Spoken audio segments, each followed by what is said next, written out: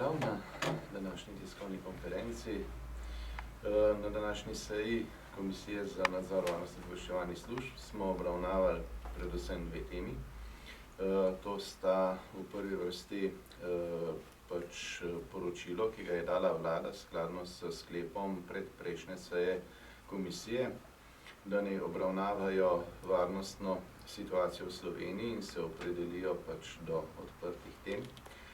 Obširno in dokaj dobro po oceni članov komisije pripravljeno poročilo smo danes imeli kot ključno temo na seji, tudi s številnimi poročevalci iz vlade, tako s Ministrstva za obrambo, kot tudi s strani Ministrstva za notranje zadeve in pa seveda obeh obveščevalnih služb.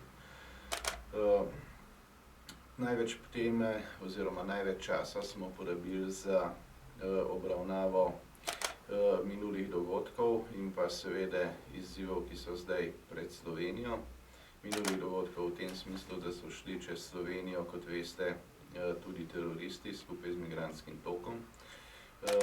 Ilegalni migrantski tok, ki ga je vlada spustila čez Slovenijo, je imel med njih povezane po dosegljivih informacijah, zdaj je že dokazano najmanj 8 teroristov, od česar sta 2 bila neposredno udeležena potem v podpori napadov v Parizu. Preostale pa so aretirali bodisi v Avstriji, bodisi v Nemčiji.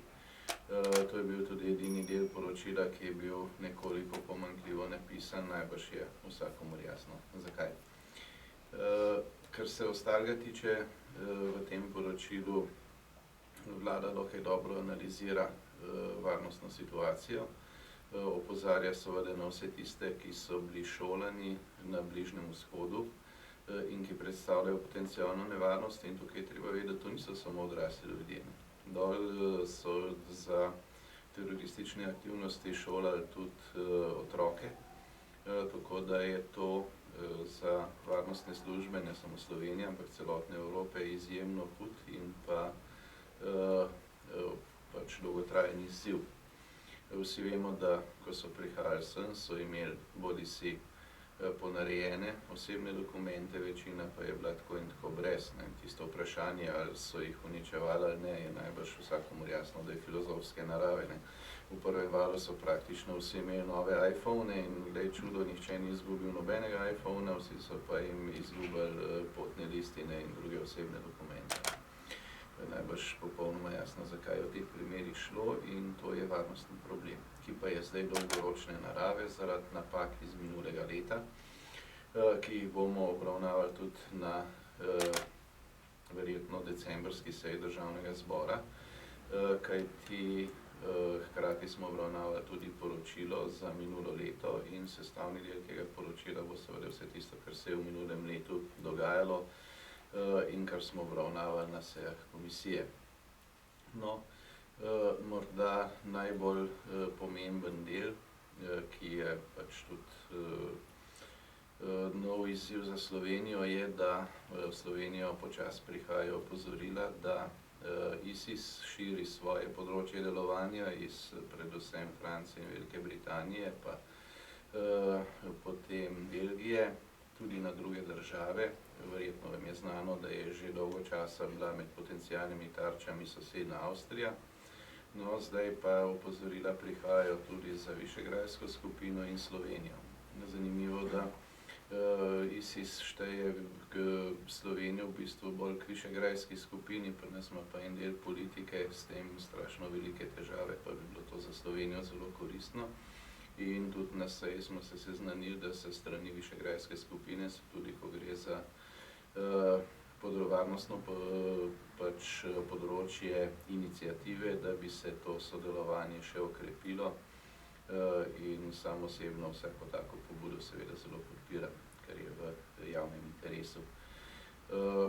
Obravnavali smo tudi vprašanje vseh, ki so bodisi v Sloveniji živeli ali pa bili sploh državljanke in državljani Slovenije in so odšli v Sirijo ter se borili v terorističnih organizacijah.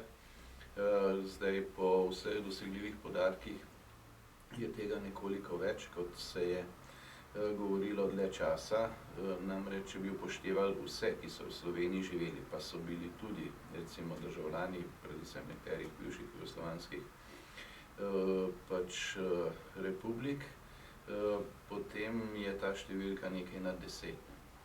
Večina od teh, po teh dosegljivih podatkih, je bila potem v Siriji ubita, ne pa vsi. Veste, da od 3 prav slovenskih državljanov je bil eden, 2 sta se vrnila, za enega zdaj zahteva Italijanov za predajo, za preostale pa seveda velja tako zanje kot za njihove družine, da predstavljajo po vrnitvi dodaten problem in veliko možnosti je, da se bo to pač poskušalo premestiti na ozemlje Slovenije iz mnogih razlogov.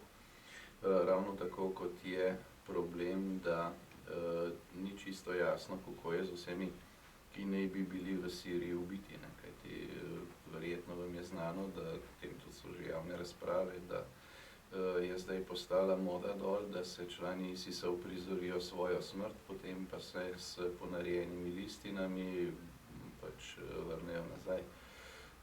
In to, kot rečeno, spet ni samo slovenski problem, ampak je problem celotne Evropske unije.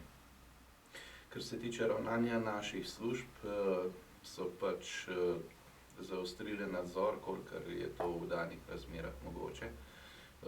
Z tega vidika to njihovo ravnanje ocenjujem pozitivno.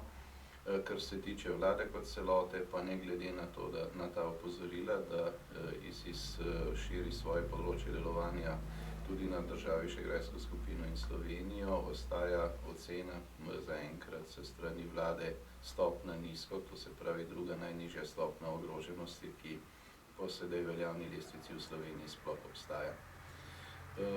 Glede vsega ostalega bomo sklepe, ki bodo za samo sejo Državnega zbora ob obravnavi lanskoletnega poročila, takrat bomo seveda vse te teme lahko ponovno odprli, obravnavali v roku 14 dni na naslednji seji, takrat bo tudi o sklepih, večina bo verjetno itak javna, mogoče reči kaj več. Toliko zdajle, potem pa, če je še kakršnokoli vprašanje, pa